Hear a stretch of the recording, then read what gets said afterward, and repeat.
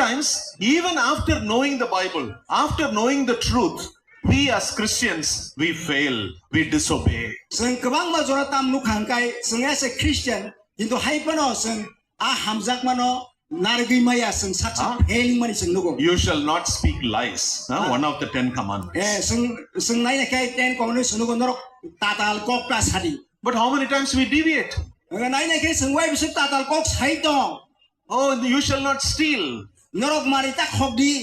But how many times we go away from the truth? जों वाइ बिसोर जों थाङै दं जे गुबै बाय दं यावै हाजालै थांमानि. But God has been merciful to us. काइ दर्शनो खायरगै दङ. God, I bring greetings from Layman's Evangelical Fellowship to greetings from the Layman's Evangelical Fellowship.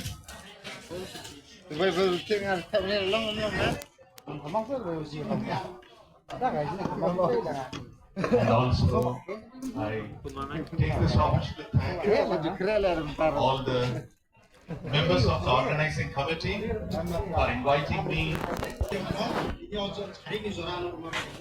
Friends, every year we celebrate Christmas, don't we?